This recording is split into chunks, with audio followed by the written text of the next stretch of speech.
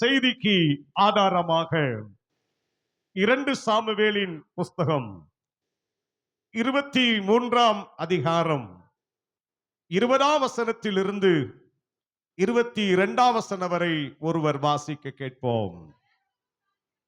பராக்கிரமசாலியாகிய யோய்தாவின் குமாரனும் கப்சேயேல் ஊரானுமாகிய பெனாயாவும் செய்கையில் வல்லவனாயிருந்தான். அவன் மோவாப் தேசத்தின் 2 வலிமையான சிங்கங்களை கொன்றதும் அல்லாமல் உறைந்த மழை காலத்தில் அவன் இறங்கி போய் ஒரு கெபிக்குள் இருந்த ஒரு சிங்கத்தையும் கொன்று போட்டான். அவன் பயங்கர ரூபமான ஒரு எகிப்தியனையும் கொன்று போட்டான். அந்த எகிப்தியன் கையில் ஒரு ஈட்டி இருக்கையில் அவன் ஒரு தடியை பிடித்து அவனிடத்தில் போய் அந்த எகிப்தியன் கையில் இருந்த ஈட்டியை பறித்து அவன் ஈட்டியினால் அவனை கொன்று போட்டான். இவைகளை யோய்தாவின் குமாரனாகிய பெனாயா செய்தபடியால் 3 பராக்கிரமசாலிகளுக்குள்ளே பேர் பெற்றவனாய் இருந்தான். ஆண்டவருக்கு மகிமை உண்டாவதாக. இந்த வார்த்தையிலிருந்து ஆண்டவருடைய செய்தியை நாம் கேட்க போகிறோம். பரிசுத்த ஆவியானவர் நம்மோடு கூட பேசட்டும். ஆண்டவர் நம்மோடு கூட பேசும்படி நீங்கள் ஆயத்தமாயிருங்கள். உங்கள் முழு கவனத்தையும் வேத வசனத்துக்கு நேராக திருப்பும்படி அன்போடு கேட்டுக்கொள்கிறேன். உங்கள் பிள்ளைகளை உங்கள் பக்கத்தில் வைத்துக் கொள்ளுங்கள். ஸ்தோத்திரம். ஆவியானவருடைய வழிநடத்தல் நமக்கு உண்டாயிருப்பதாக. ஸ்தோத்திரம். அன்பானவர்களே, நான் வாசித்த வசனத்திலே ஒரு பராக்கிரமசாலியை குறித்து நாம் வாசிக்க கேட்டோம். அந்த பராக்கிரமசாலியினுடைய பெயர் என்ன? என்ன பேரு? பெனாயா. ஸ்தோத்திரம். அதனால இன்றைக்கு பிரசங்கிக்கிற பிரசங்கத்துடைய தலைப்பு என்னன்னா, பேர் பெற்ற பெனாயா அப்படிங்கிற தலைப்பிலே ஆண்டுடைய வார்த்தைகளை உங்களுக்கு சொல்ல விரும்புகிறேன். பேர் பெற்ற பெனாயா. ஸ்தோத்திரம். அன்பானவர்களே, பரிசுத்த வேதத்துல பராக்கிரமசாலிகளிலே பேர் பெற்ற பராக்கிரமசாலி 2 பேர் இருக்கிறார்கள். அதிலே ஒருவன் நான் வாசித்த பெனாயா. அதே போல அதே 2 சாமுவேல் 23ஆம் அதிகாரம் 18ஆம் வசனத்தில் ஒருவன் இருக்கிறான். அவன் பேர் அபிசாய் என்று சொல்லப்பட்டிருக்கிறது. அவனும் பேர் பெற்றவன் என்று வேதத்தில் வாசிக்கிறோம். பராக்கிரமசாலிகளிலே பேர் பெற்றவன் அபிசாய், பெனாயா என்று பரிசுத்த வேதத்தில் நாம் வாசித்து அறிந்து கொள்ள முடியும். ஆண்டவருக்கு மகிமை உண்டாகட்டும். பிரியமானவர்களே, பேர் பெற்ற பராக்கிரமசாலி. எத்தனையோ பராக்கிரமசாலிகள் இருந்தார்கள். எத்தனையோ பராக்கிரமசாலிகள் இருந்தார்கள். அதுல பேர் பெற்ற பராக்கிரமசாலி 2 பேர் தான் இருக்கிறார்கள். ஆண்டவருக்கு மகிமை உண்டாகட்டும். நீங்க வேதத்தை படித்து பார்த்தீங்கன்னா, பராக்கிரமசாலிகளை ஆண்டவர் கிதியோனை பார்த்து பராக்கிரமசாலியே என்று ஆண்டவர் அழைக்கிறார். கிதியோன் எப்படி இருந்தான்? பராக்கிரமசாலியாக இருந்தான். எப்தாவை குறித்து நியாயாதிபதிகள் 11ஆம் அதிகாரம் 1ஆம் வசனம் சொல்லுகிறது, அவன் பராக்கிரமசாலியாய் இருந்தான் என்று வாசிக்கிறோம். 1 சாமுவேலின் புஸ்தகம் 16ஆம் அதிகாரம் 18ஆம் வசனத்திலே தாவீதை பற்றி வேதம் சொல்லுகிறது, அவன் பராக்கிரமசாலி என்று பைபிள் சொல்லுகிறது. 1 ராஜாக்களின் புஸ்தகம் 11ஆம் அதிகாரம் 28ஆம் வசனத்திலே யெரொபெயாம் என்கிற மனிதனை பற்றி வேதம் சொல்லுகிறது, அவன் பராக்கிரமசாலி. 2 ராஜாக்களின் புஸ்தகம் 5ஆம் அதிகாரம் 1ஆம் வசனத்திலே நாகமானை குறித்து வேதம் சொல்லுகிறது, அவன் பராக்கிரமசாலி. ஸ்தோத்திரம். பிரியமானவர்களே, இப்படி சிலரை பரிசுத்த வேத புத்தகம் பராக்கிரமசாலி என்று அழைக்கிறது. இருக்கீங்களா? அவர் அல்லேலூயா சொல்லாமா? பலசாலி என்பது வேற, பராக்கிரமசாலி என்பது வேற. நம்முடைய பரிசுத்த வேதாகமத்திலே பலசாலிகளும் இருந்திருக்கிறார்கள், பராக்கிரமசாலிகளும் இருந்திருக்கிறார்கள். ஸ்தோத்திரம். நிறைய பலசாலிகள் உண்டு. ஒரு ராஜ்ய பாரம் என்று சொன்னால் அதிலே பராக்கிரமசாலிகள் இருப்பார்கள், பலசாலிகள் இருப்பார்கள், ஆசாரியன் இருப்பான், பிரதானிகள் இருப்பார்கள், தலைவர்கள் இருப்பார்கள். ஸ்தோத்திரம். இப்படி நிறைய பேர் இருப்பார்கள். அன்பானவர்களே, அவ பலசாலிகள் என்பது வேறு, பராக்கிரமசாலிகள் என்பது வேறு. ஆண்டவருக்கு மகிமை உண்டாகட்டும். ஆனால் வாசித்த இந்த வேத வசனத்திலே பெனாயா என்று சொல்லக்கூடிய மனிதன் பலசாலி அல்ல. அவன் யாரு? பராக்கிரமசாலி. அதுவும் பராக்கிரமசாலிகளிலே பேர் பெற்ற பராக்கிரமசாலி. பெனாயா என்றாலே கர்த்தர் கட்டுகிறார் என்று அர்த்தமாம். ஆண்டவருக்கு மகிமை உண்டாகட்டும். அவருடைய பேருக்கு என்ன அர்த்தம் அப்படின்னா கர்த்தர் கட்டுகிறவர் அப்படின்னு அர்த்தமாம். கர்த்தருக்கு மகிமை உண்டாகட்டும். அன்பானவர்களே, அப்ப பராக்கிரமசாலிகளிலே பேர் பெற்ற பராக்கிரமசாலி பெனாயா, பேர் பெற்றவன். வேதத்திலே சிலர் பேர் பெற்றிருப்பார்கள். சபையிலே பேர் பெற்ற தாத்தான், அபிராம் என்று சொல்லப்பட்டிருக்கிறது. அவர்கள் சபையிலே பேர் பெற்றவர்களாக இருந்தார்கள்.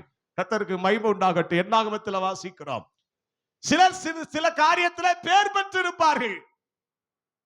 அன்பானவர்களே, இப்ப பராக்கிரமசாலியாகிய பெனாயாவை குறித்து நாம் இங்கே வாசிக்க கேட்டோம்.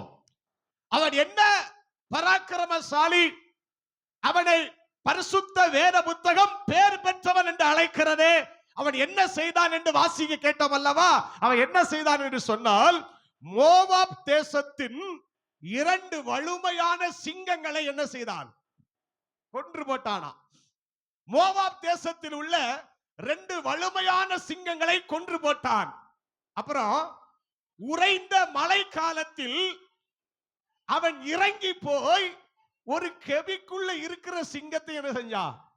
கொண்டு போட்டானா. அப்ப மொத்தம் எத்தனை சிங்கத்தை கொண்டு இருக்கான்? 3 சிங்கத்தை கொண்டிருக்கான். 2 சிங்கம் எங்க உள்ள சிங்கம்? மோவாப் தேசத்தின் வலுமையான சிங்கம். மோவாப் தேசத்தின் வலுமையான சிங்கம் 2ஐ கொன்று போட்டிருக்கிறான். அப்புறம் என்ன செஞ்சானா, உறைந்த மழை காலத்தில் இறங்கி ஒரு கெபிக்குள்ள போய் அங்க இருக்கிற சிங்கத்தை என்ன செஞ்சிட்டான்? கொண்டு போட்டான். ஆண்டவருக்கு மகிமை உண்டாகட்டும். அது மாத்திரமா, அடுத்தால பைபிள் சொல்லுகிறது, பயங்கர ரூபமான ஒரு எகிப்தியனை என்ன செஞ்சானா? கொண்டு போட்டானா. அந்த எகிப்தியன் பார்க்க எப்படி இருக்கானா? ரொம்ப பயங்கர ரூபம் கொண்ட ஒரு எகிப்தியனையும் அவன் கொண்டுட்டானா. கர்த்தருக்கு மகிமை உண்டாகட்டும். அதனால இவனுக்கு பேரு பராக்கிரமசாலி, பேர் பெற்ற பராக்கிரமசாலி. ஒரு அல்லேலூயா சொல்லாமா? அல்லேலூயா. ஆண்டவருக்கு மகிமை உண்டாவதாக. இன்றைக்கு சபைகளிலே பலசாலிகளும் உண்டு, பராக்கிரமசாலிகளும் உண்டு. ஸ்தோத்திரம். ஆண்டவர் நம்ம எல்லாம் ஒரு பராக்கிரமசாலியா கர்த்தர் பார்க்கிறார். பெரிய வீரனா கர்த்தர் பார்க்கிறார். எத்தனை பேருங்க ஆமென் சொல்வீங்க? ஹalleluya. நீ கிறிஸ்துவுக்கு நல்ல போர் சேவகனாய் தீங்கு அனுபவி அப்படின்னு பவுல் தீமோத்தேயை பார்த்து சொல்றார். நீ நல்ல ஒரு போர் சேவகனாக இரு. கர்த்தருக்கு மகிமை உண்டாகட்டும். நல்ல ஒரு வீரனாக இரு. அருமையானவர்களே, தேவனுடைய ராஜ்யத்திலே, அன்றைக்கு உலக பிரகாரமான ஒரு ராஜ்யத்திலே, ஸ்தோத்திரம், தாவீதினுடைய ராஜ்யமாக இருக்கட்டும், அதற்கு பிற்பாடு வந்த சாலமோனுடைய ராஜ்யமாக இருக்கட்டும், இந்த தாவீதின் ராஜபாரம் பண்ணுகிற இந்த காலத்திலும், சாலமோன் அரசாளுகிற காலத்திலும் பெனாயா பராக்கிரமசாலியாக இருந்தானாம். ஸ்தோத்திரம். பெனாயா பராக்கிரமசாலியா இருந்தான். ராஜா என்ன சொல்றாரோ அது அப்படியே செய்வான். ராஜாவுக்கு பக்கபலமா இருப்பான். ஆண்டவருக்கு மகிமை உண்டாகட்டும். ராஜாவை, இவர்களை மீறி ராஜாவை யாரும் தொட முடியாத அளவுக்கு உயிரை கொடுத்து காக்கிற நல்ல வீரனாக இருந்தான். ஆண்டவருக்கு மகிமை உண்டாகட்டும். எதையும் செய்யக்கூடியவனாக இருந்தான். எதையும் செய்யக்கூடியவனாக இருந்தான். எந்த நேரத்திலும் எதையும் செய்யக்கூடிய ஆற்றல் சக்தி படைத்தவன் தான் பராக்கிரமசாலி. அல்லேலூயா சொல்லாமா? ஆண்டவருக்கு மகிமை உண்டாகட்டும். நாம எல்லாம் ஆவியில, ஆவிக்குரிய வாழ்க்கையில நம்ம எல்லாம் பராக்கிரமசாலியா இருக்கணும், பலமுள்ளவர்களா இருக்கணும். ஆண்டவருக்கு மகிமை உண்டாகட்டும். பலவீனன் தன்னை பலவான் என்று சொல்வானாக. பலவீனன் தன்னை பலவான் என்று சொல்வானாக. பலவீனனா இருக்க கூடாது, பலவானா இருக்கணும். ஆண்டவர் சொன்னார், எகிப்தை விட்டு நீ வெளியே வந்தன்னா உனக்கு காண்டாமிருகத்துக்கு ஒத்த பலன் உண்டு அப்படின்னார். ஸ்தோத்திரம். எகிப்தை விட்டு வெளியே வந்தவனுக்கு காண்டாமிருகத்துக்கு ஒத்த பலனை ஆண்டவர் கொடுத்தார். என்ன பலனை எல்லாம் கர்த்தர் கொடுக்கிறார் பாருங்க. காண்டாமிருகத்துக்கு ஒத்த பலனை ஆண்டவர் தருகிறார். காத்திருந்து ஜெபிக்கும் போது கழுகுக்கு இருக்கிற பலனை போல கர்த்தர் பலனை தருகிறார். ஸ்தோத்திரம். பிரியமானவர்களே, உயரமான இடங்களில் ஏறுவதற்கு மான்களை போல கர்த்தர் நமக்கு பலனை தருகிறார். ஸ்தோத்திரம். தேவ சமூகத்திலே காத்திருந்து நாம் ஆண்டவருடைய நாமத்தை மகிமைப்படுத்தும் போது அப்போஸ்தலர் 1:8 பரிசுத்த ஆவியானவரின் பலனையும் கொடுத்தார். ஒரு அல்லேலூயா சொல்லாமா? அல்லேலூயா. பழைய ஏற்பாட்டு காலத்திலே காண்டாமிருகத்துக்கு ஒத்த பலன், கழுகுக்கு ஒத்த பலன், மான்களுக்கு ஒத்த பலன். ஆனால் புதிய ஏற்பாட்டு காலத்திலே பரிசுத்த ஆவியானவர் நமக்கு தந்த பலன். அல்லேலூயா. அதனால தான் சீசர்கள் இறங்கி அடித்தார்கள். எதை கண்டு பயப்படவில்லை, எதையும் கண்டு கலங்கவில்லை, எதையும் கண்டு அஞ்சவில்லை, இதற்கு முன்பாக தலைகுனிந்து போகவில்லை, அப்படியே துணிந்து நிற்கிறார்கள். பரிசுத்த ஆவியானவர் உள்ள இருந்ததுனால பலனா இருந்தாங்க. பழைய ஏற்பாட்டு காலத்துல கூப்பிடும் போது ஆவியானவர் வருவாரு. சிம்சோன் மேல ஆவியானவர் இறங்கின போது சிங்கத்தை கிழித்து போட்டான். தோத்திரம். ஒரு சமயம் வந்து ஆவியானவர் இறங்கி வேலை செஞ்சுட்டு போயிருவாரு. ஆனால் புதிய ஏற்பாட்டு காலத்துல என்னென்று நம்மோடு கூட தங்கி இருக்கும்படி பரிசுத்த ஆவியானவர் கிருபையாய் நமக்கு ஊற்றப்பட்டிருக்கிறாரே. அதற்காக நல்ல கரங்களை தட்டி ஆண்டவரை மகிமைப்படுத்தலாமா? Praise the Lord. ஹalleluya. ஒரு நேரம் வந்துட்டு போறதுக்கு சிங்கத்தை கிழிச்சி ஸ்தோத்திரம். ஒரு கழுதை தாடை எலும்பை எடுத்து 1000 பேரை கொன்னு போட்டு இத்தனை பெரிய சகாப்தத்தை புரிந்த செய்தான் என்று சொன்னால், என்னன்னைக்கு ஆவியான நம்மோடு கூட இருக்கும்போது உம்மாலே ஒரு சேனைக்குள்ள பாய்வேன், உம்மாலே ஒரு மதிலை தாண்டுவேன். ஹalleluya. அதனால இன்றைக்கு நம்ம எல்லாரும் ஒரு பராக்கிரமசாலியா மாறணும். இன்றைக்கு நம்ம எல்லாம் ஒரு பராக்கிரமசாலியா காணப்பட வேண்டும் என்கிற ஒரு ஸ்தோத்திர தாகத்தோடு ஆண்டவருடைய வார்த்தைகளை உங்களுக்கு முன்பாக வைக்கிறேன். பேர் பெற்ற பராக்கிரமசாலி செய்த கிரியைகள் என்ன என்பதை பற்றியும், வாசித்த வேத வசனத்திலிருந்து 2 மோவாபின் வலிமையான சிங்கங்கள் எதை குறிக்கிறது, கெபிக்குள் இருந்து ஸ்தோத்திரம் கொண்டு போட்டானே அந்த சிங்கங்கள் எதை குறிக்கிறது, பயங்கர ரூபமான எகிப்தியன் எதை குறிக்கிறது, இது எல்லாம் கொன்று போடுகிற நல்ல ஒரு பலவானா ஒரு பராக்கிரமசாலியா விசுவாசிகளை கர்த்தர் மாற்றுவாராக என்கிற ஒரு தாகத்தோடு மீண்டும் ஆண்டவருடைய வார்த்தைகளை தியானம் பண்ணுவோம். கர்த்தர் நம்மோடு பேசுவாராக. அன்பானவர்களே, பரிசுத்த பைபிள் சொல்லுகிறது, அவன் என்ன செய்தான் பாருங்கள். செய்கையில் வல்லவனாய் இருந்து மோவாப் தேசத்தின் 2 வலுமையான சிங்கங்களை கொன்றதும் அல்லாமல், மோவாப் தேசத்தின் 2 வலுமையான சிங்கம் அப்படின்னு பைபிள் சொல்லுகிறது. கர்த்தருக்கு மகிமை உண்டாகட்டும். பிரியமானவர்களே, இப்ப மோவாப் தேசத்தில் இருக்கிற சிங்கம் பயங்கரமான சிங்கம், பயங்கரமான சிங்கம். அது வலுமையான சிங்கம். அது எதுக்க வரத்தான் செய்யும், அது போராடத்தான் செய்யும். கர்த்தருக்கு மகிமை உண்டாகட்டும். ஆனா அத கொல்லணும்னா நம்ம எல்லாம் பராக்கிரமசாலியா இருக்கணும். ஒரு ஆமென் சொல்லுங்க பார்க்கலாம். அல்லேலூயா. ஸ்தோத்திரம். அப்ப மோவாப் தேசத்தின் வலிமையான சிங்கம் எதை குறிக்கிறது அப்படின்னா, வாசிக்கலாம். என்னாகமத்தின் புஸ்தகம் 25ஆம் அதிகாரம் 1ஆம் வசனத்தை வாசியுங்கள். என்னாகமம் 25:1. இஸ்ரவேல் சீத்திமில் தங்கி இருக்கையில் ஜனங்கள் மோவாபின் குமாரத்திகளோடு வேசித்தனம் பண்ண தொடங்கினார்கள். தோத்திரம். அருமையானவர்களே, மோவாபின் வலிமையான சிங்கம் என்று சொல்லும் போது முதல்ல அது எதை குறிக்கிறது அப்படின்னா, முதல்ல இச்சையை குறிக்கிறது. கவனிங்க. ஸ்தோத்திரம். இச்சை அப்படின்னா ஒரு மோவாபின் வலிமையான சிங்கம், சிங்கத்துக்கு சமானம் இச்சை. கர்த்தருக்கு மகிமை உண்டாகட்டும். அன்பானவர்களே, இந்த இச்சையை போல இருக்கிற இந்த வலிமையான இஸ்ரவேல் ஜனங்களை சூறையாடினார்கள். இஸ்ரவேல் ஜனங்களை எதிர்க்கு எதிர் நின்று போராடி மேற்கொள்ள முடியாதபடினால் தந்திரமான ஆலோசனை செய்து ஒரு இச்சையினால் இஸ்ரவேல் ஜனங்கள் விழுந்து போகத்தக்கதாக அவர்கள் வேலை செய்தார்கள் என்று வேதத்தில் வாசிக்கிறோம். அப்ப இச்சை என்பது மோவாபின் வலிமையான ஒரு சிங்கம். கர்த்தருக்கு மகிமை உண்டாகட்டும். இன்னைக்கு இந்த உலகமே இச்சைக்குள்ள கிடக்கிறது. உலகமே இச்சைக்குள்ள கிடக்கிறது. சில பொருளை பார்த்தா பொருளுக்கு மேல இச்சை, பொருளுக்கு மேல இச்சை. ஆண்டவருக்கு மகிமை உண்டாகட்டும். ஆகான் சொல்லுகிறான், நான் அதை இச்சித்து நான் எடுத்துக்கொண்டேன் என்று சொல்லுகிறான். பாபிலோனிய சால்வை எதை எடுக்க கூடாது என்று ஆண்டவர் சொன்னாரோ, எது அருவருப்பு என்று சொன்னாரோ, அதை அவன் இச்சித்து எடுத்து தன் வீட்டுக்குள்ள கொண்டு வந்து புதைச்சு வச்சானா. தோத்திரம். அன்பானவர்களே, இஸ்ரவேல் ஜனங்கள் தோல்வியை சந்திப்பதற்கு அது காரணமாக இருந்தது. என்ன அப்படின்னா இச்சை. சிலருக்கு பொருள் மேல இச்சை. ஆண்டவருக்கு மகிமை உண்டாகட்டும். போஜனத்தின் மேல சிலருக்கு இச்சை. போஜனத்தின் மேல இச்சை. பொருளுக்கு மேல இச்சை, போஜனத்துக்கு மேல இச்சை. ஸ்தோத்திரம். சிலர் நபர் மேல சிலருக்கு இச்சை. கர்த்தருக்கு மகிமை உண்டாகட்டும். ஆனால் பவுல் சொல்லுகிறார், பாலியத்துக்குரிய இச்சைகளுக்கு விலகி ஓடுங்கள் என்று பைபிள் சொல்லுகிறது. அந்த இச்சை என்பது மோவாப் தேசத்தில் உள்ள ஒரு சிங்கத்துக்கு சமானம்.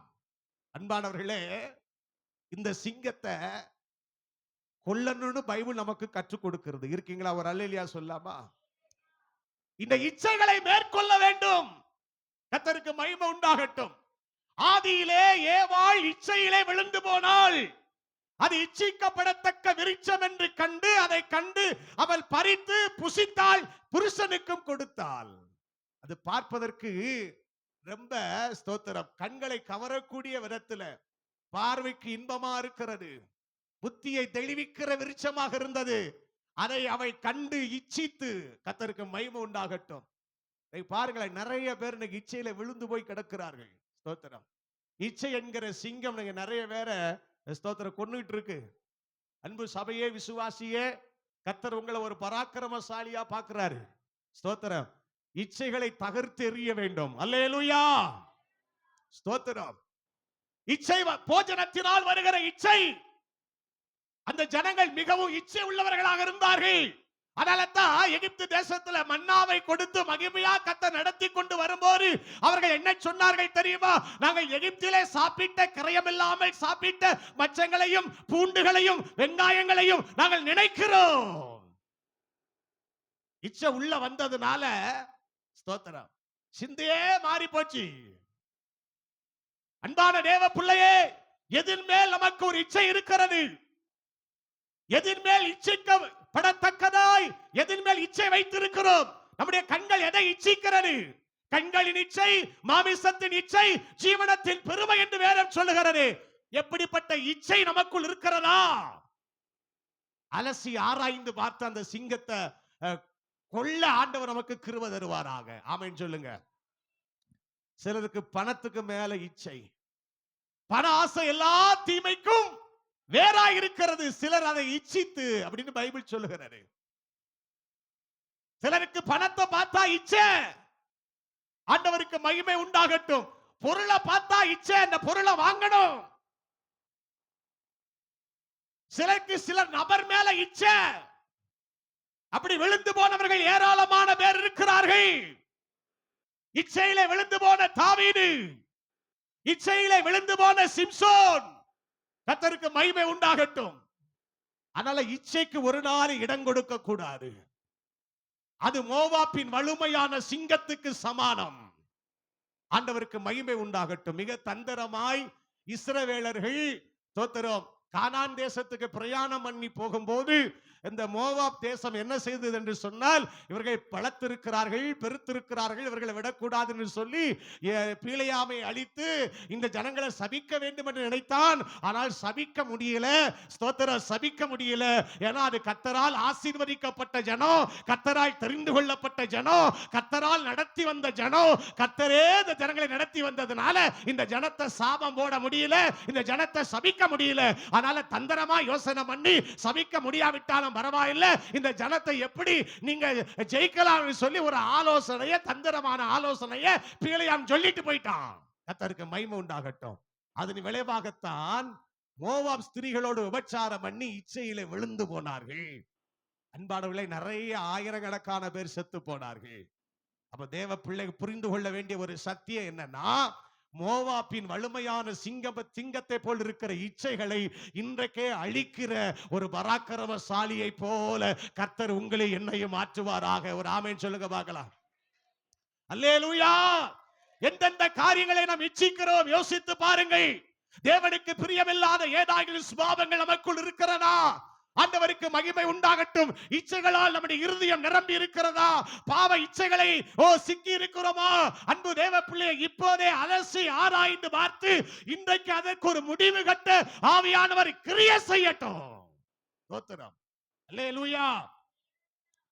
இந்த இச்சை உள்ள வருகிறதுனால என்ன செய்ய முடியாது அப்படின்னா, வசனம் என்ன வசனத்தை கேட்டாலும் பலன் கொடுக்க முடியாது. இன்னைக்கு நிறைய பேர் வசனம் கேட்டுட்டே இருக்கிறாங்க, ஆனா பலன் கொடுக்க முடியல. ஏன் தெரியுமா? ஏதோ ஒரு வகையான இச்சை மனுஷனுக்குள்ள இருக்கிறதுனால, ஸ்தோத்திரம், வசனத்தை அது நெருக்கி போடுகிறதுனால அவர்கள் பலன் கொடுக்க முடியல. நல்ல நிலத்தில் விதைக்கப்பட்ட விதையானது 30, 60, 100 பலன் கொடுத்தது. ஆனா இது பலன் கொடுக்க முடியல. ஸ்தோத்திரம். அன்பான தேவ பிள்ளையே, மோசம் போக்கும் இச்சை என்று பைபிள் சொல்லுகிறது. மோசம் போக்கும் இச்சை, மோசம் போக்கும் இச்சை. பழைய மனுஷனை களைந்து போடுங்கள். மோசம் போக்கும் இச்சைகளினாலே கெட்டு போகிற பழைய மனுஷனை நீங்கள் களைந்து போட்டு புதிய மனிதனாகிய கிறிஸ்துவை தரித்துக் கொள்ளுங்கள் என்று எபேசியர்ல வாசிக்கிறோம். ஆண்டவருக்கு மகிமை உண்டாகட்டும். அதனால மோசம் போக்கு, அந்த இச்சை உள்ள வந்தாலே மோசம் போக்கிறோம், ஒண்ணு இல்லாம ஆக்கிறோம், கூடாரத்தை காலி ஆக்கிறோம், ஜெப வாழ்க்கை இருக்காரு, வேத வாசிப்பு இருக்காரு, தரிசனம் இருக்காரு, ஆர்வம் இருக்காரு, உற்சாகம் இருக்காரு. ஸ்தோத்திரம். அதனால இன்றைக்கு இயேசுவின் நாமத்தினாலே சபையார் அதை மேற்கொள்ள ஆண்டவர் கிருபை கொடுப்பாராக. எல்லாரும் அப்படியே கரங்களை தட்டி ஆண்டவரை மகிமைப்படுத்துங்கள். ஸ்தோத்திரம், ஸ்தோத்திரம், ஸ்தோத்திரம், ஸ்தோத்திரம், ஸ்தோத்திரம், ஸ்தோத்திரம். கர்த்தருக்கு மகிமை உண்டாகட்டும். அப்ப இச்சையிலே சிம்சோனை போல, ஏவாளை போல, தாவீதை போல விழுந்து போகாதபடி, இச்சை வந்தபோது அந்த வலிமையான சிங்கத்தை பிணையா கொண்டது போல இன்றைக்கு யோசேப்பு ஞான அர்த்தமாய் வஸ்திரத்தை விட்டு விலகி ஓடினான். ஸ்தோத்திரம். அதை ஜெயிச்சான், இச்சையை ஜெயிச்சான். கர்த்தருக்கு மகிமை உண்டாகட்டும். அதனால இச்சைக்கு ஒரு நாள் இடம் கொடுக்க கூடாது. ஆவியின் கனிகளிலே ஒன்று இச்சை அடக்கம் என்று பைபிள் சொல்லுகிறது.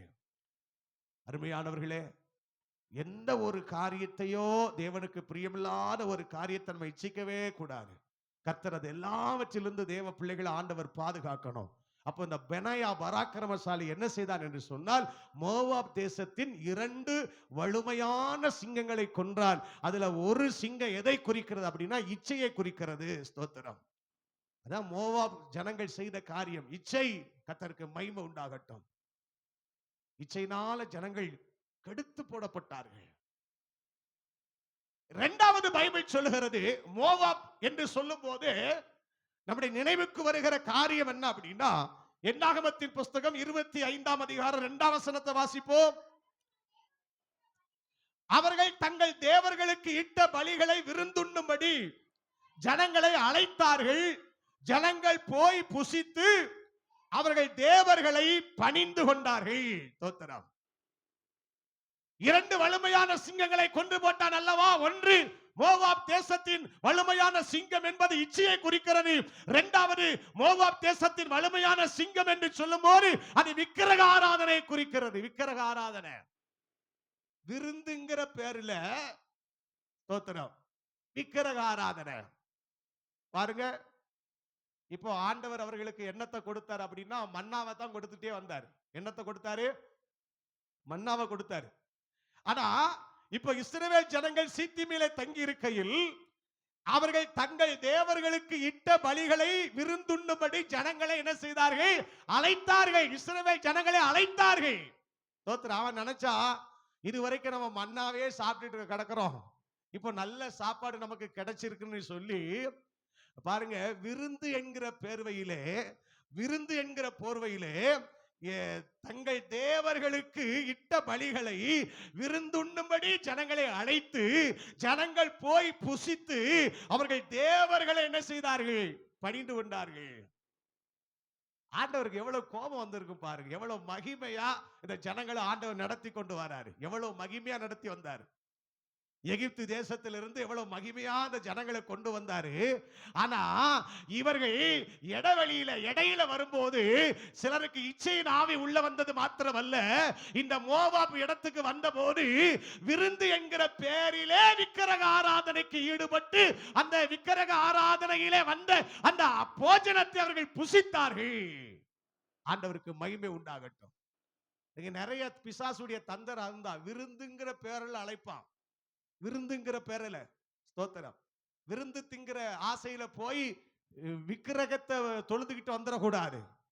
விருந்துங்கிற பேரு போர்வையில போய் விக்கிரகத்திட்ட போயிட்டு வந்துடக்கூடாது. ஆண்டவருக்கு மகிமை உண்டாகட்டும்.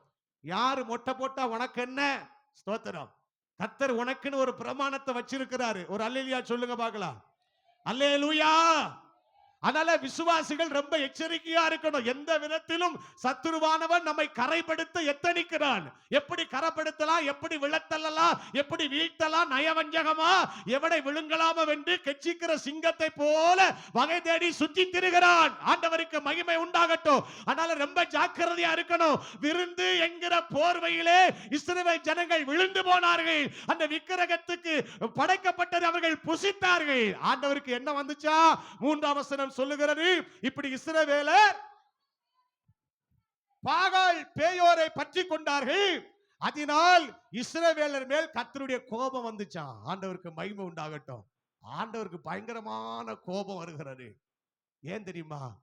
ஆண்டவருக்கு பிரியமில்லாத ஒரு காரியம் என்னன்னா விக்கிரக ஆராதனை. ஸ்தோத்திரம். ஆண்டவர் விக்கிரக ஆராதனையை கர்த்தர் வெறுக்கிறார். அது அவருக்கு அருவருப்பு என்று பைபிள் சொல்லுகிறது. விக்கிரக ஆராதனை கர்த்தருக்கு அருவருப்பு, நரகலான விக்கிரகம் என்று பைபிள் சொல்லுகிறது. அன்பானவர்களே, இந்த விக்கிரக கிரியைகளை ஆண்டவர் முற்றிலுமாய் அழிக்க விரும்பினார். ஸ்தோத்திரம். அதனால தான் இஸ்ரவேல் ஜனங்களை இப்படிப்பட்ட அடிமைத்தனத்தில் இருந்து அவர்களை ஆண்டவர் வெளியே கொண்டு வந்தார். இப்ப இந்த ஜனங்கள் மறுபடியும் ஆண்டவர் நடத்தி கொண்டு வந்தார் என்பதையே மறந்து சித்திமுக்கு வரும்போது அவர்கள் அந்த பாகாய் பேயோரை பற்றி கொண்டார்கள். அந்த போஜனத்தை புசித்தார்கள். விக்கிரக ஆராதனையில் ஈடுபட்டார்கள். ஆண்டவருக்கு மகிமை உண்டாகட்டும். கோபம் வந்துச்சாம். இஸ்ரவேல் மேல் கர்த்தருடைய கோபம் உண்டது என்று பைபிள் சொல்லுகிறது. 4ஆம் வசனத்துல கர்த்தருடைய உக்கிரமான கோபம் பாருங்க. அடுத்து ஆண்டவருடைய உக்கிரமான கோபம். ஸ்தோத்திரம். ஆண்டவருக்கு பயங்கரமா கோபம் வந்துச்சா. கர்த்தருக்கு மகிமை உண்டாகட்டும். அன்பானவர்களே, தேவன் கோபப்படுவாரானால் ஜனங்களுடைய நிலை என்னவா இருக்கும் பாருங்க. ஸ்தோத்திரம். ஆண்டவர் கோபப்படுகிற விதத்துல நாம் நடந்து கொள்ளக்கூடாது. ஆண்டவர் கோபப்படுகிற விதத்துல நம் கிரியை காணப்படக்கூடாது. ஸ்தோத்திரம். கர்த்தருக்கு கோபம் உண்டாக்க கூடாது. வனாந்தரத்தில் அவருக்கு கோபம் உண்டாக்கினார்கள். கோபம் உண்டாக்கினார்கள். வனாந்தரத்தில் கர்த்தருக்கு கோபத்தை ஏற்படுத்தினார்கள். ஸ்தோத்திரம். பரீட்சை பார்த்து இச்சித்து இப்படியெல்லாம் கர்த்தருக்கு கோபத்தை உண்டாக்குனாங்க. ஆண்டவருக்கு மகிமை உண்டாகட்டும். பிரியமானவர்களே, கர்த்தருக்கு கோபம் உண்டாக்குனார்கள். உக்கிரமான கோபம் அப்படியே பற்றி எரிய ஆரம்பித்தது. கவனியுங்கள். ஸ்தோத்திரம். அப்ப விக்கிரக ஆராதனையை கர்த்தர் வெறுக்கிறார். முரட்டாட்டம் பண்ணுதல் விக்கிரக ஆராதனைக்கு சரியானது என்று பைபிள் சொல்லுகிறது. முரட்டாட்டம் பண்ணுகிறது. விக்கிரக ஆராதனை என்று சொன்னால் விக்கிரகத்தை மாத்திர நமஸ்கரிக்கிறது அல்ல. முரட்டாட்டம் பண்ணுகிறதே விக்கிரக ஆராதனை. முரண்டு பிடிக்கிறது. ஸ்தோத்திரம். பிரியமானவர்களே, சிலருக்கு தாழ்மை இருக்காது. சொன்ன காரியத்தை அப்படியே முரண்டு பிடிப்பார்கள். விட்டு கொடுக்க மாட்டார்கள். இறங்கி போக மாட்டார்கள். தாழ்மையின் குணம் இருக்காது. அப்படியே முரட்டாட்டம் பண்ணுகிறது விக்கிரக ஆராதனைக்கு சமம். புதிய ஏற்பாடு சொல்லுகிறது, பொருளாசையாகிய விக்கிரக ஆராதனை இவைகளை உண்டு பண்ணுகிற உங்கள் அவயங்களை அழித்து போடுங்கள் என்று பைபிள் சொல்லுகிறது. பொருளாசையாகிய விக்கிரக ஆராதனை. அப்ப இப்படிப்பட்ட விக்கிரக ஆராதனை என்பது மோவாப்பின் வலுமையான சிங்கங்களை காட்டுகிறது. எதை ஆண்டவரை விட எதை அதிகமா நேசிக்கிறோமோ அதுவே மனுஷனுக்கு விக்கிரகமாக இருக்கிறது. தோத்திரம். சிலருக்கு ஆண்டவரை விட சிலருக்கு படிப்பு ரொம்ப முக்கியமா போயிடும். ஆண்டவரை விட சிலருக்கு வேலை ரொம்ப முக்கியமா போயிடும். ஆண்டவரை விட பிள்ளைகள் முக்கியமாய் போய்விடுவார்கள். பிள்ளைகள் ரொம்ப முக்கியம். ஆண்டவரை விட வேலை ரொம்ப முக்கியம். உத்தியோகம் ரொம்ப முக்கியம். பணம் ரொம்ப முக்கியம். படிப்பு ரொம்ப முக்கியம். எதை ஆண்டவரை விட எதை அதிகமாய் நேசிக்கிறாயோ அது ஒரு விக்கிரகம். அது ஒரு மோவாப்பின் வலுமையான சிங்கம். இயேசுவின் நாமத்தினால அதை அழிக்க, முறியடிக்க ஆண்டவர் கிருபை தருவாராக. அல்லேலூயா சொல்லுங்க பார்க்கலாம். அல்லேலூயா. அதை அழிக்க ஆண்டவர் கிருபை தருவாராக. ஸ்தோத்திரம். விக்கிரக ஆராதனைக்கு இணங்கி போக கூடாது. இஸ்ரவேலர்களை தந்திரமா இவர்கள் ஏமாற்றி விருந்து என்கிற போர்வையிலே அவர்களை ஸ்தோத்திரம் அழைத்து பாகாலுக்கு தங்கள் தெய்வத்துக்கு பலியிட்ட போஜனத்தை புசிக்க வைத்து ஸ்தோத்திரம் கர்த்தருக்கு கோபம் உண்டாகும்படி அந்த ஜனங்கள் நடத்தப்பட்டார்கள். ஆண்டவர் கோபம் வந்துச்சு. அப்போ மோவாப்பின் வலிமையான சிங்கம் எதுன்னு சொன்னா, ஒன்று இச்சை, இன்னொன்று விக்கிரக ஆராதனை. இது ரெண்டையும் பெனாயா என்ன செய்தானா, கொன்று போட்டானா. ரெண்டையும் கொன்று போட்டான். இச்சைகளையும் மேற்கொள்ள வேண்டும், விக்கிரக ஆராதனைகளையும் மேற்கொள்ள வேண்டும். ஒரு ஆமென் சொல்லுங்க. அல்லேலூயா. ரெண்டையும் மேற்கொள்ளுகிற கிருபைகளை கர்த்தர் நமக்கு தரணும். ஸ்தோத்திரம். அதனால விக்கிரக ஆராதனை சொன்னா நம்ம விக்கிரத்தையா சேவிக்கிறோம் நினைச்சிடக்கூடாது. பொருளாசையாகிய விக்கிரக ஆராதனை, முரட்டாட்டமாகிய விக்கிரக ஆராதனை, இதெல்லாம் நம்ம விட்டு நீங்கணும். ஸ்தோத்திரம். பிரியமானவர்களே, அடுத்து பைபிள் சொல்லுகிறது பாருங்கள். ஸ்தோத்திரம். என்ன செய்தானா, உறைந்த மழை காலத்திலே அவன் இறங்கி போய் கெபிக்குள் இருந்த ஒரு சிங்கத்தை, அவன் கெபிக்குள் இருக்கிற சிங்கத்தை கொன்று போட்டானா. கெபிக்குள் இருக்கிற சிங்கம் எப்படி இருக்குமா? ஸ்தோத்திரம். அப்படியே பதிவிருக்கும், இறைக்காக பதிவிருக்கும். கெபியில் இருக்கிற சிங்கமானது கெபியிலே பதிவிருக்கும் என்று சொல்லி யோபு 38:40 வாசிக்கிறோம்.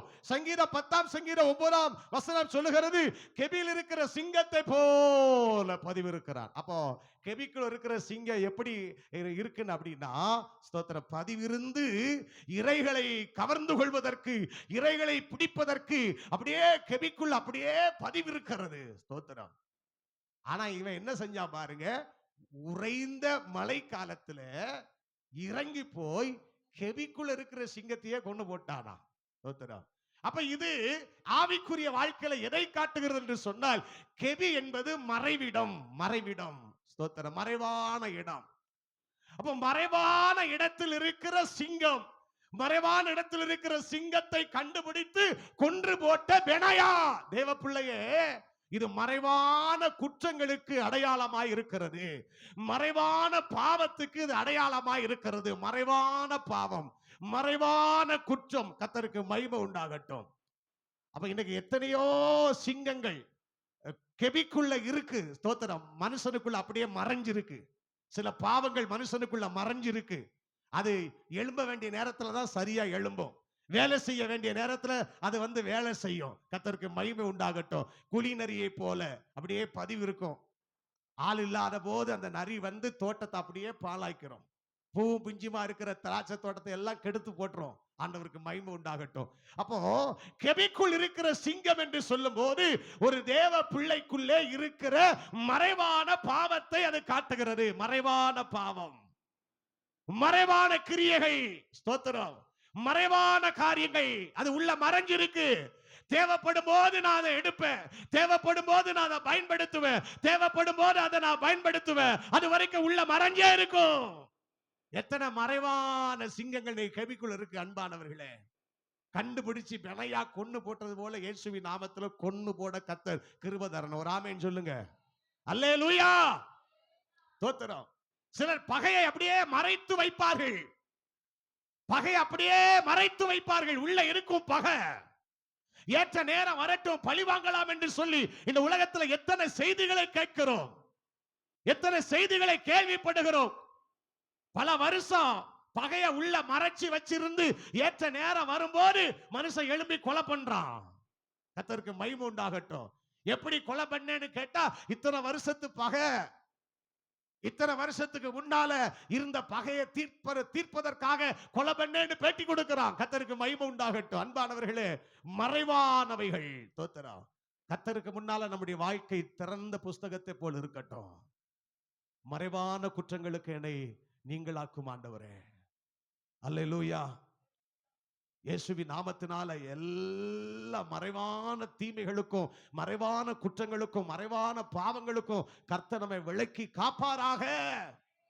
அல்லேலூயா. எதையுமே இருதயத்துக்குள்ள மறைச்சு வைக்காத, பகைய மறைச்சு வைக்காத. ஒரு நாள் அது வெளிப்படும். பாவத்தை மறைச்சு வைக்காத, ஒரு நாள் அது வெளிப்படும். பாவத்தின் சம்பளம் மரணம். பாவத்தை மறைக்கிறவன் வாழ்வடைய மாட்டான். அறிக்கை செய்து விட்டு விடுகிறவனோ இரக்கம் பெறுவான். பாவத்தை மறைச்சு வைக்காத, பகைய மறைச்சு வைக்காத, கர்த்தருக்கு பிரியமில்லாத எதையும் மறைச்சு வைக்காத.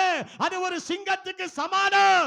ஏற்ற நேரம் வரும்போது அதை அழித்து போடும். அதற்கு முன்பதாகவே நீ இறங்கி போய் அதை கொன்று போடுன்னு ஆவியானவர் சொல்லுகிறார். ஆண்டவருக்கு மகிமை உண்டாகட்டும். பிரியமானவர்களே, சின்ன காரியமானாலும் சரி, கர்த்தருக்கு பிரியமில்லாத எந்த மறைவான பாவமோ குற்றமோ தீமையோ எந்த காரியமோ நமக்குள் இருக்குமானால் அதை நம்ம இறங்கி போய் அதை கொல்லணும். ஒரு ஆமென் சொல்லுங்க பார்க்கலாம். அல்லேலூயா. அதை நாம் மேற்கொள்ளணும். கர்த்தருக்கு மகிமை உண்டாகட்டும். பரிசுத்த வேதாகமத்திலும் மறைவாயிருந்து தாக்குகிறவர்கள் இருந்திருக்கிறார்கள். ஸ்தோத்திரம். பிரியமானவர்களே, உள்ள பாவம் இருந்ததுனால ஏற்ற நேரம் வந்து வரும்போது அது வெளிப்படுகிறது. பாவமானது கற்பம் தரித்து மரணத்தை பிறப்பிக்கிறது. ஸ்தோத்திரம். பாவம் கற்பம் தரிக்கும். பாவம் பூரணமாகும் போது மரணம் வெளிப்படும். இச்சை கற்பம் தரிக்க கூடியது. தேவ பிள்ளையே, அது உள்ள வச்சு மறைச்சு வைக்காத. அந்த பாவத்தை வெளியே தூர தூக்கி போடு இயேசுவின் நாமத்தினால. ஆவியானவர் சொல்லுகிறார், பாவத்தை மறைச்சு வைக்காத, வாழ்வடைய முடியாது. அறிக்கை செய்வாயானால் இரக்கத்தை பெற்றுக் கொள்வாய். ஆமென் சொல்லுங்க பாப்போம். அல்லேலூயா. ஆண்டவருக்கு மகிமை உண்டாகட்டும். கர்த்தருடைய கண்கள் எல்லாவற்றையும் பார்த்து கொண்டிருக்கிறது. ஆண்டவர் கண்ணை மறைக்கவே முடியாது. ஸ்தோத்திரம். கர்த்தருடைய கண்ணை மறைக்கவே முடியாது. எல்லாம் அவர் கண்ணு பார்த்துக்கிட்டே இருக்கிறது. ஸ்தோத்திரம். பிரியமானவர்களே, எத்தனையோ பேர் இன்னைக்கு மறைவான பாவத்தில் சிக்கி இருக்கிறார்கள். மறைவான பாவம், மறைவான குற்றம். பெற்றோருக்கு தெரியாம பிள்ளைகள் மறைவான பாவத்துக்கு அடிமைகளா இருக்கிறார்கள். ஊழியனுக்கு தெரியாம நிறைய தேவ பிள்ளைகள், விசுவாசிகள் என்கிற போர்வையில நிறைய பேர் இன்னைக்கு பாவத்துக்கு அடிமையா இருக்கிறாங்க. கர்த்தருக்கு மகிமை உண்டாகட்டும். ஆண்டவர் தான் மன்னிக்கணும், ஆண்டவர் தான் இறங்கணும். ஸ்தோத்திர. ஆவியானவர் நம்மோடு பேசும்போது அதை நாம் உடனே அந்த வசனத்துக்கு கீழ்ப்படிந்து ஸ்தோத்திரம் அப்படியே ஒப்பு கொடுத்தால் கர்த்தர் அன்றைக்கே விடுதலை தருவார். ஒரு ஆமென் சொல்லுங்க. அல்லேலூயா. இயேசுவின் நாமத்தினாலே அப்படிப்பட்ட பாவ கிரியைகள் நம்மை விட்டு நீங்கி போகட்டும். அந்த அசுத்த கிரிகள் நம்மை விட்டு ஒளிந்து போகட்டும். அந்த அருவருப்பு நம்மை விட்டு மாறட்டும். மறைவானதை தூக்கி தூர போடு. மறைவானதை எடுத்து எறிந்து போடு. மறைவானது இன்றைக்கு இருக்க வேண்டாம். ஆவியானவர் சொல்லுகிறார், அதை மறைத்து வைப்பாயானால் ஒரு நாள் அந்த மறைத்து வைத்த பாவத்தினால் ஓடி வெட்கப்படுவாய். இப்பொழுதே அதை எடுத்து நீ வெளியே போடு. பெனாயாவை போல உறைந்த மழைக்காலத்தில் இறங்கி போய் கெபிக்குள் இருக்கிற சிங்கத்தை கொன்று போட்டானே, அது போல மறைவான பாவத்துக்கு இன்னைக்கே ஒரு சமாதி கட்டு. ஆண்டவருக்கு மகிமை உண்டாகட்டும். இருக்கீங்களா? அவர் அல்லேலூயா சொல்லாமா? நம்மை நாமே அலசி பார்ப்போம், நம்மை நாமே ஆராய்ந்து பார்ப்போம், நிதானித்து பார்ப்போம், வசனத்துக்கு முன்னால் நம்மை நிறுத்தி பார்ப்போம். கர்த்தருக்கு மகிமை உண்டாகட்டும். மறைவான குற்றங்கள் துணிகரமான பாவங்களாய் மாறுவதற்கு முன்னால, பெரும் பாதகமாய் மாறுவதற்கு முன்னால, இந்த மறைவான குற்றத்தை இன்றைக்கே உன்னை விட்டு அகற்றி போடு. ஆவியானவர் கிருபையாய் இறங்கி உன்னை மன்னிக்கட்டும். ஆண்டவருக்கு மகிமை உண்டாகட்டும். அப்படியே ஒரு விஷயம், அப்படியே எல்லாரும் அப்படி கண்களை மூடுங்க பார்க்கலாம். எல்லாரும் அப்படி கண்களை மூடி ஸ்தோத்திரம். ஹல்லேலூயா. அப்படியே ஆண்டவருடைய சமூகத்தில் நம்ம ஒப்பு கொடுங்க பார்க்கலாம். மறைவான குற்றங்கள், மறைவான பாவங்கள். ஸ்தோத்திரம். மறைவான பாவம், மறைவான பாவம். சில தீமை அது பாவம்னு தெரியும், ஆனா உள்ள மறைச்சு வச்சிருக்கிறோம். ஆண்டவருக்கு பிடிக்காதுன்னு தெரியும், உள்ள மறைச்சு வச்சிருக்கிறோம். கர்த்தர் வெறுக்கிறார்னு தெரியும், உள்ள மறைச்சு வச்சிருக்கிறோம். ஸ்தோத்திரம். இந்த ஆராதனை வேளையில கர்த்தர் உன் மேல கிருபையா இறங்குகிறார். கர்த்தர் உன்னை பார்த்து எச்சரிக்கிறார். கர்த்தர் உன்னை பார்த்து எச்சரிக்கிறார். இன்றைக்கு தேவ சத்தத்துக்கு கேட்டு நீ கீழ்ப்படிந்து இன்றைக்கு இந்த மறைவான பாவத்தை விட்டு நீ விலகுவாயானால், இப்போதே அதை கெபிக்குள்ளே வைத்து அதை கொன்று சுட்டரிப்பாயானால், ஆண்டவர் எடுத்து உன்னை பயன்படுத்துவார். நீ ஆசீர்வாதமா இருப்ப. நீ அநேகருக்கு ஆசீர்வாதமா இருப்ப. ஸ்தோத்திரம். யார் பார்க்கிறாங்க? எல்லாருடைய கண்ணையும் மறைச்சிட்டு கர்த்தருடைய கண்ணையும் மறைச்சிடலான்னு சொல்லி எத்தனையோ மறைவானவைகளை உன் இருதயத்தில் நீ வைத்திருக்கிறாய். அது ஒரு ஓரத்தில் இருக்கிறது, அது மறைந்திருக்கிறது. ஆவியானவர் அதை பார்க்கிறாரு, அதை உனக்கு அப்படியே ஞாபகப்படுத்துறாரு, அதை உன் கண்ணுக்கு முன்னால கொண்டு வருகிறார். இயேசுவின் நாமத்தினால் அதை பிடுங்கி எறிவாயானால், அந்த மறைவான கெபிக்குள் இருக்கிற சிங்கத்தை வினையாவை போல ஒரு பராக்கிரமசாலியா எழும்பி அழித்து போடுவாயானால், நீ கர்த்தரால் பயன்படுத்தப்படுகிற பாத்திரமா மாறுவாய். ஸ்தோத்திர. கர்த்தர் அப்படி கிரியை செய்யும்படி நல்ல கரங்களை தட்டி ஆண்டவரை மகிமைப்படுத்துக பார்க்கலாம். அல்லேலூயா, அல்லேலூயா. ஸ்தோத்திரம். கெபிக்குள் இருக்கிற சிங்கம் சாதாரணமானது இல்லைங்க. தானியேலை தூக்கி போட்டாங்க, ஆண்டவர் வாயை கட்டி போட்டாரு, சேதப்படுத்தல. ஆனா தானியேலை குற்றம் சுமத்தினர்களை தூக்கி உள்ள போட்ட போது எலும்ப கூட விட்டு வைக்கலையா, எலும்புகளை நொறுக்கி போட்டது. எலும்ப கூட விட்டு வைக்காது. மறைவான கெபிக்குள் இருக்கிற சிங்கம் எலும்ப கூட விட்டு வைக்காது, நொறுக்கி போட்டுரும். கர்த்தருக்கு மகிமை உண்டாகட்டும். நாகுமிலே வாசிக்கிறோம், சிங்கமானது இரைகளால் தன் கெபியை நிரப்புமா. சிங்கமானது இரைகளால் தங்கள் கெபியை நிரப்புகிறது. தோத்திரம். எலும்ப கூட விட்டு வைக்காரு, ஒண்ணு மீதியா இருக்காரு, எல்லாத்தையும் அழிச்சு போட்டுரும். அது உன்னை அழிப்பதற்கு முன்பதாக நீ இயேசுவின் நாமத்தினாலே அதை அழித்து போடுவாயாக. அல்லேலூயா, அல்லேலூயா. ஆண்டவருக்கு மகிமை உண்டாகட்டும். அப்ப மோவாபின் 2 வலிமையான சிங்கம் எதை குறிக்கிறது? ஒன்று இச்சையை குறிக்கிறது, இன்னொன்று விக்கிரக ஆராதனை குறிக்கிறது. கெபிக்குள் இருக்கிற மறைவான சிங்கம் என்பது எதை குறிக்கிறது? மறைவான பாவத்துக்கு அடையாளமாய் இருக்கிறது. ஸ்தோத்திரம். சரி, அடுத்து நான் வேதத்துல வாசிக்கிறோம், வாசிங்க. பயங்கர ரூபமான ஒரு எகிப்தியனை கொன்று போட்டான். பயங்கர ரூபமான ஒரு எகிப்தியனை கொன்று போட்டான். அவன் பார்ப்பதற்கு எப்படி இருக்கிறான்? ரொம்ப பயங்கரமா இருக்கிறான். ஸ்தோத்திரம். அவன் பார்ப்பதற்கு ரொம்ப பயங்கரமா இருக்கிறான். ஆனால் பார்ப்பதற்கே பயங்கர ரூபம் கொண்ட அந்த எகிப்தியனை அந்த பெனாயா என்கிற பராக்கிரமசாலி கொன்று போட்டான். ஸ்தோத்திரம். இது எதை காட்டுகிறது அப்படின்னா, எகிப்து என்றாலே ஆண்டவர் என்ன சொன்னார் பாருங்க, அதற்கு அழகா ஒரு பேர் வச்சிருக்கிறார் ஆண்டவர். அடிமைத்தன வீடாகிய எகிப்து. நிறைய இடங்கள்ல ஆண்டவர் இதை பயன்படுத்துகிறார். அடிமைத்தன வீடாகிய எகிப்து, அடிமைத்தன வீடாகிய எகிப்து. அப்போ எது உன்னை அடிமைப்படுத்துகிறதோ அதுதான் எகிப்து. எது உன்னை அடிமைப்படுத்துகிறதோ அதுதான் எகிப்தியன். ஆண்டவருக்கு மகிமை உண்டாகட்டும். 400 வருஷம் அடிமைப்படுத்தி வச்சிருந்தான், தலை நிமிர விடல. ஸ்தோத்திரம். தலை நிமிர விடல, அடிமைப்படுத்தி வச்சிருந்தான். பிரியமானவர்களே, அவர்கள் அடிமைப்பட்டு கிடந்தார்கள். அது அடிமைத்தனத்தின் வீடு. ஆனாலும் கிருபையாய் கர்த்தர் இறங்கி ஆண்டவர் அந்த ஜனங்களை அடிமைத்தனம் வீடாகிய அந்த எகிப்தில் இருந்து ஸ்தோத்திர கர்த்தர் வெளியே கொண்டு வந்தார். ஒரு அல்லேலூயா சொல்லாமா? அல்லேலூயா. அந்த அடிமைத்தன வீடாக எகிப்திலிருந்து கர்த்தர் வெளியே கொண்டு வந்தார். அப்ப எகிப்து என்று சொல்லும் போது நமக்கு என்ன ஞாபகம் வருகிறது? அடிமைத்தன வீடு, அடிமைத்தன வீடு, அடிமைப்படுத்துகிற வீடு, அடிமைப்படுத்தின வீடு. ஸ்தோத்திரம். இப்போ எது உன்னை அடிமைப்படுத்துகிறதோ அதுதான் எகிப்தியன். ஸ்தோத்திரம். அது சாதாரணமானவன் அல்ல, பயங்கர ரூபமா இருக்கிறான், பயங்கர தோற்றம். ஸ்தோத்திரம். அன்பானவர்களே, அது அவனை அப்படியே அடிமைப்படுத்தி வச்சிருந்தது. குறித்த நேரம் வந்தபோது பஸ்கா ஆட்டுக்குட்டியின் ரத்தத்தின் மூலமாக அந்த எகிப்தின் ஜனங்களை, எகிப்திலிருந்து இந்த இஸ்ரவேல் ஜனங்களை கர்த்தர் வெளியே கொண்டு வந்தார். ஒரு ரத்தத்தினால அந்த ஜனங்களை மீட்டு வெளியே கொண்டு வந்தார். ஒரு ரத்தத்தினால வெளியே கொண்டு வந்தார். அல்லேலூயா சொல்லாமா? அதே போல உலகம் என்கிற எகிப்து தேசத்திலே அடிமைகளாயிருந்த நம்மை ஆண்டவர் ரத்தம் சிந்தி அந்த இயேசுவின் ரத்தத்தினால அடிமைத்தனமாக இந்த உலகத்திலிருந்து கர்த்தர் நம்மை வேறு பிரித்து கொண்டு வந்திருக்கிறார். கரங்களை தட்டி ஆண்டவரை மகிமைப்படுத்துவோம்.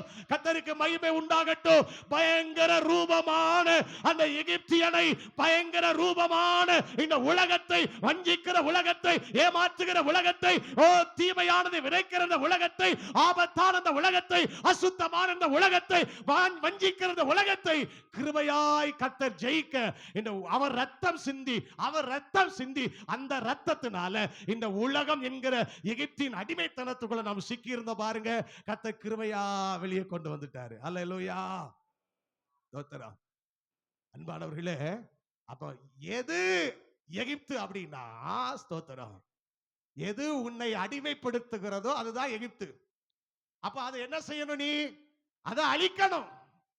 அந்த எகிப்தன் என்ன செய்யணும்? அழிக்கணும். ஒரு ஆமென் சொல்லுங்க. அல்லேலூயா. எத்தனை பேருங்க விசுவாசிக்கிறீங்க? நான் அடிமைத்தனத்துக்குட்படாமல், ஸ்தோத்திரம், ஆண்டவராக இயேசு கிறிஸ்துவின் இரத்தத்தினாலே அடிமைத்தனத்தில் இருந்து ஆண்டவரை விடுவித்தார் என்று சொல்லுகிறவர்கள் நல்ல கரங்களை தட்டி அந்நிய பாஷைகளை பேசி ஆண்டவரை மகிமைப்படுத்தலாமா? ஹalleluya, ஹalleluya, ஹalleluya, ஹalleluya. Praise the Lord. ஸ்தோத்திரம், ஸ்தோத்திரம். இன்னைக்கு எத்தனை பேருக்குள்ள இன்னைக்கு அடிமைத்தனம் இருக்கு? எத்தனை பேருக்குள்ள இன்னைக்கு அடிமைத்தனம் இருக்கு? அன்பானவர்களே, இன்னைக்கு மனுஷன் சின்ன பாவத்துக்கு இன்னைக்கு அடிமைப்பட்டு கிடக்கிறான். ஸ்தோத்திரம். ஹலோ, விசுவாசிகள் கவனிக்க வேண்டும். மறைவான பாவம், அடிமைப்படுத்துகிற பாவம் யாருக்குள்ளே இருக்குமானால் இன்றைக்கே மனம் திருமணம். கோயிலை அப்படியே உதட்டுல வைக்கிறது. இன்னைக்கு நிறைய பேர் அப்படி பாவத்துக்கு அடிமையா இருக்கிறாங்க. உதட்டுக்குள்ள கோயில வைக்காத, அது பாவம், அது ஒரு அடிமைத்தனம். கர்த்தருக்கு மகிமை உண்டாகட்டும். பாவத்துக்கு அடிமைப்பட்டு கிடக்காத. பரிசுத்த ஆவியானவர் கிருபையாய் உன்னை பார்த்து எச்சரிக்கிறார். விசுவாசியே, ஏதாயிலும் பாவம் உன்னை அடிமைப்படுத்துமானால் அது ஒரு பயங்கர ரூபமான ஒரு எகிப்தியன். பயங்கர ரூபமான எகிப்தியன்.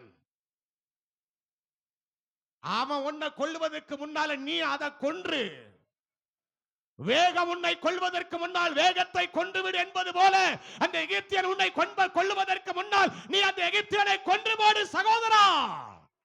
பாவ இச்சைக்கு விலகி ஓடு. ஆண்டவருக்கு மகிமை உண்டாகட்டும். கள்ளத்தனமான பாவம் யாருக்கு தெரியும் என்று சொல்லி சபையில மறைச்சு வைக்காத. பாவியா வாழாத, பரிசுத்தமா வாழ ஒப்புக்கொடு. இரக்கத்துக்காய் கெஞ்சி மன்றாடு. ஆண்டவர் உங்க மேல கிருபையா இறங்கட்டும். அல்லேலூயா சொல்லுங்க பார்க்கலாம். அல்லேலூயா. கெட்ட வார்த்தைகள், அருவருப்பான கிரியைகள், அசுத்தமான கிரியைகள் கர்த்தருக்கு மகிமை உண்டாகட்டும்.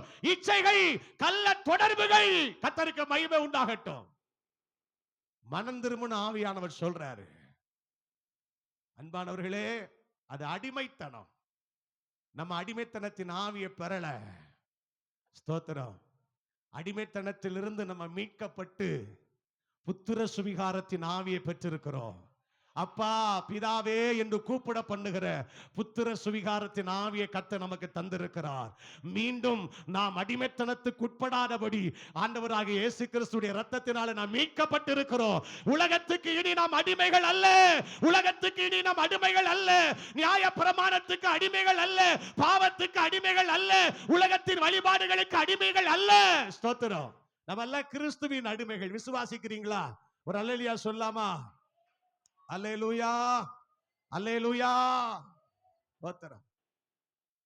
நல்ல என்ன சின்ன பாவம் இருந்தாலும் திருவிருந்து ஆராதனை எடுக்கலனாலே ஏதோ பாவம் இருக்குன்னு அர்த்தம்.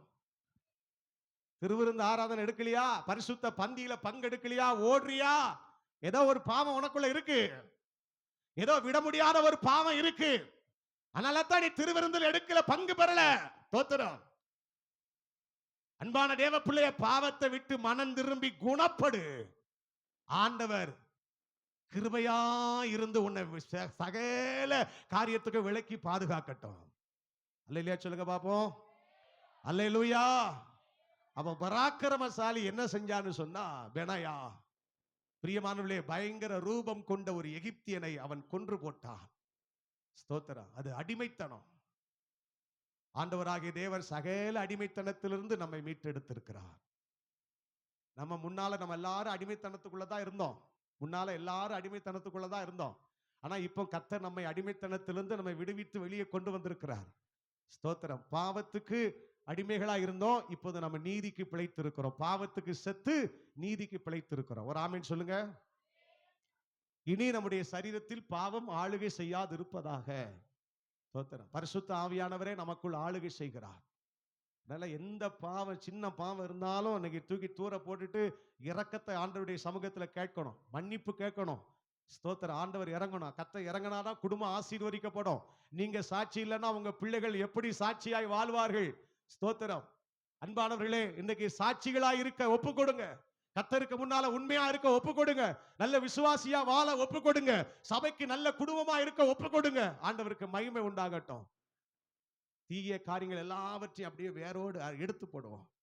அப்ப பேர் பெற்ற பெனாயா செய்த 4 காரியங்களை குறித்து சொன்னேன். ஒன்று, ஸ்தோத்திரம், மோவாப் தேசத்தின் வலிமையான சிங்கம். இச்சை, விக்கிரக ஆராதனை, அப்படியே கெபிக்குள் மறைந்திருக்கிற சிங்கம் மறைவான குணங்கள், மறைவான கிரியைகளை காட்டுகிறது.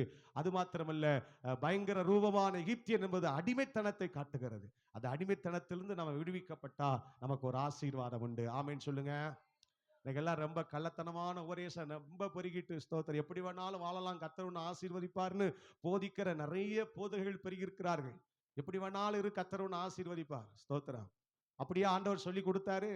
உபாகமம் 28 இப்படி இருந்தாதான் அவனை ஆசீர்வதிப்பேன்னு சொன்னாரு.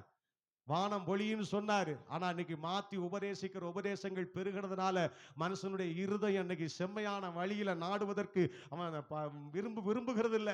ஸ்தோத்திரம். அன்பான தேவ பிள்ளையை, கர்த்தருடைய வார்த்தைக்கு மாத்திரம் செவி கொடுப்போம். ஆண்டுடைய வார்த்தைக்கு அப்படியே இடம் கொடுப்போம். கர்த்தருடைய வார்த்தைக்கு அப்படியே கீழ்ப்படிவோம். கர்த்தர் என்ன சொன்னாரோ அதற்கு அப்படியே கீழ்ப்படிவோம். ஸ்தோத்திரம். ஒரு பெனாயாவை போல ஒரு பராக்கிரமசாலியா மாறுவோம். எத்தனை பேருங்க ஒரு பெனாயாவை போல ஒரு பராக்கிரமசாலியா மாறி மோவாப்பின் வலிமையான சிங்கங்களையும், உறைந்த மழை காலத்தில் கெபிக்குள் இருக்கிற சிங்கத்தையும், பயங்கரமான ரூபம் கொண்ட எகிப்தியனையும் அழிக்கிற ஒரு பெனாயாவை போல என்னை இந்த பூமியில ஒரு பராக்கிரமசாலியாய் மாற்றும் ஆண்டவரே அப்படின்னு எத்தனை பேர் விரும்புறீங்க? ஸ்தோத்திரம். ஆண்டவர் நம்ம ஒரு பராக்கிரமசாலியா மாற்ற போறாரு. கர்த்தர் உன்னை பராக்கிரமசாலியா மாத்த போறாரு. ஹல்லேலூயா, ஹல்லேலூயா, ஹல்லேலூயா. பேர் பெற்ற ஒரு பராக்கிரமசாலியா கர்த்தர் உங்களை உருவாக்க போறாரு. எல்லாரும் அப்படி முழங்கால் போடலாமா? எல்லாரும் அப்படி முழங்கால் போடுவோம். ஹல்லேலூயா, ஹல்லேலூயா, ஹல்லேலூயா, ஹல்லேலூயா. எல்லாரும் அப்படி ஆண்டவருடைய சமூகத்தை நோக்கி பார்ப்போம். எல்லாரும் வாய்களை திறந்து ஜெபம் பண்ணுவோம்.